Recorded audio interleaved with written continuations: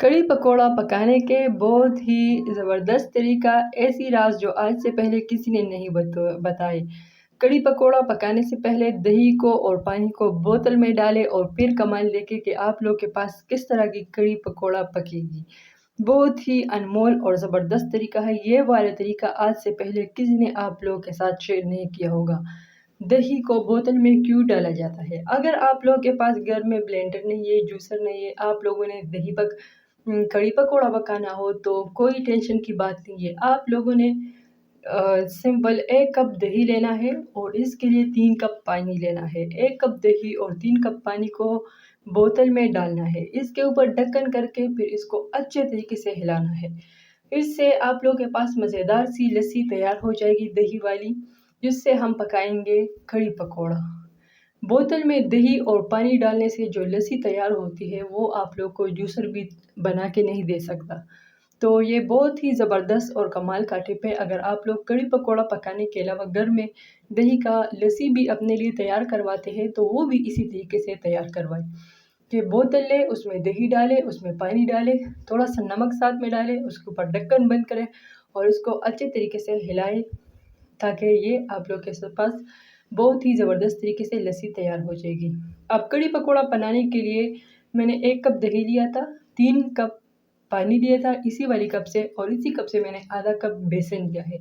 बेसन को मैंने बाउल में डाल दिया है। अब जो लस्सी मैंने बोतल में तैयार करवाई है, उसी से थोड़ा-थोड़ा ऐड करके मैंने इसका मिक्सचर बनाना है, ठीक है?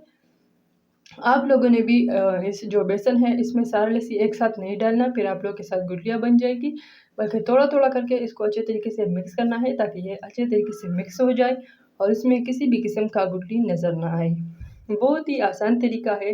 कड़ी पकौड़ा हर घर में बहुत शौक से खाया जाता है, बहुत प्यार से खाते हैं लोग। बड़ों को भी बहुत पसंद होते हैं और छोटों को भी। तो हमने सोचा कि आज आप लोग के लिए कड़ी पकौड़ा पकाने का बहुत ही आसान तरीका, ज़बरदस्त तरीका लेकर आए ताकि आप लोग प्यार से हमारी वीडियो को देखें। अगर आप लोग को आज की रेसिपी पसंद आती है तो वीडियो को लाइक करना है, चैनल पेज को सब्सक्राइब करना है और साथ में लगे बेल आइकन को भी प्रेस करना है ताकि हमारी हर नई आने वाली वीडियो सबसे पहले आप लोगों तक पहुंचे। अगर आप लोग को आज की रेसिपी पसंद आती है तो एंड में कमेंट करके हमें भी लाजमी बताएं कि आया आप लोग को हमारी आज की रेसिपी पसंद आई है कि नहीं आई है। यहाँ हमारे पास जो बेसन है वो पूरा का पूरा लस्सी में अच्छे तरीके से मिक्स हो गया है। अब यहाँ हमने इसके लिए एक पतीली ली है।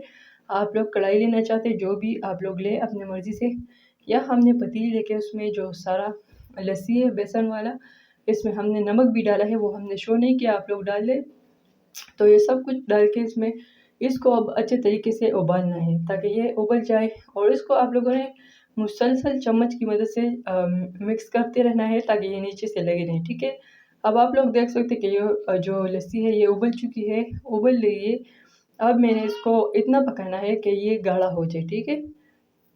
ये आप लोग को नज़र भी आ रहा है कि ये अब आहिस्ता से गाढ़ा होने लगा है। जब ये अच्छे तरीके से पक जाएगा और गाढ़ा हो जाएगा तो ये लीजिए। अब आप लोग देख सकते हैं कि हमारे पास ये जो लस्सी था वो बिल्कुल अच्छे तरीके से पक चुकी है और गाढ़ा भी हो चुकी है। अब यहाँ हमने इसके लिए एक पैन लिया, फ्राई पैन लिया है। इसमें मैंने 2 बड़े चम्मच पर ऑयल लिया है, 2 चम्मच का। इसको अच्छे तरीके से गरम करके मैंने इसके लिए रेड चिली जो है वो कट लिया है, वो इसमें डाल दिया है और लहसुन का पेस्ट बनाया है वो यहाँ पे डालना है, ठीक है? इसको अच्छे तरीके से फ्राई करना है ताकि इसका कच्चापन दूर हो जाए और ये अच्छे तरीके से फ्राई हो जाए।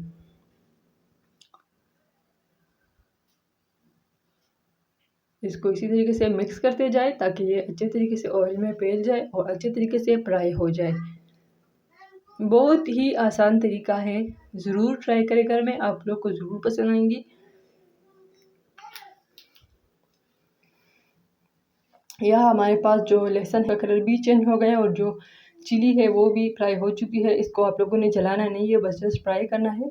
अब यहाँ मैंने सिंपल सी सादा सालन का जो मसाला है वो ऐड कर लिया है और लस्सी को दोबारा आग पर रख के जो तड़का मैंने तैयार किया है सुर्ख मिर्चों का और लहसुन का साथ में मसालों का, वो इसके ऊपर डाल के इसको अच्छे तरीके से मिक्स करना है। इसी तरीके से आप लोग जब लस्सी के ऊपर ऑयल डालेंगे तो फिर ये सारा लस्सी जो है वो ऑयली ऑयली नज़र आएगा, इसका मसाला इसमें डूबेगा नहीं। तो ये आप लोग देख सकते हैं माशाल्लाह से कि कितना अच्छा और ज़बरदस्त लुक दे रहा है। बहुत ही मज़ेदार कढ़ाई थी। इसके लिए पकौड़े जो है वो मैंने घर में नहीं पकाए। आप लोग घर में पकाना चाहते हैं तो भी इजीली पका सकते हैं। मैंने जो पकौड़े हैं वो बाज़ार से मंगवाए थे। अब यही पकौड़े जो है वो मैंने इसमें ऐड करने हैं, ठीक है। इसको ऐड करके दोबारा से इसको 10 मिनट के लिए आग पर छोड़ देना है, ताकि जो पकौड़े हैं वो नरम हो जाए। अब पकौड़ों को डाल के मैंने इसको अच्छे तरीके से मिक्स किया है और 10 मिनट मुसलसल इसको उबाल के हमारे पास तैयार हो गई है बहुत ही मज़ेदार किस्म की कढ़ी पकौड़ा। आप लोग देख सकते हैं। अब जो तिलका मैंने तैयार किया था उसी में से थोड़ा सा छोड़ के मैंने इसके ऊपर डालना है, ताकि जो इसकी फिनिशिंग लुक है वो अच्छी लगे और जो ऑयल है वो इसके ऊपर नज़र आए। तो कैसी लगी आप लोग को हमारी आज की रेसिपी? उम्मीद करती हूँ कि हमारे प्यारे व्यूअर्स को हमारी आज की रेसिपी पसंद आई होगी। इस तरह की मज़ीद खूबसूरत रेसिपीज़ देखने के लिए सपना देसी रसोई को ज़रूर सब्सक्राइब करें और छोटा सा कमेंट करके हमें अपनी राय से भी ज़रूर आगाह करें कि आप लोगों को हमारी रेसिपीज़ पसंद आती है कि नहीं। आप सब लोगों का तहे दिल से शुक्रिया आज की रेसिपी देखने के लिए।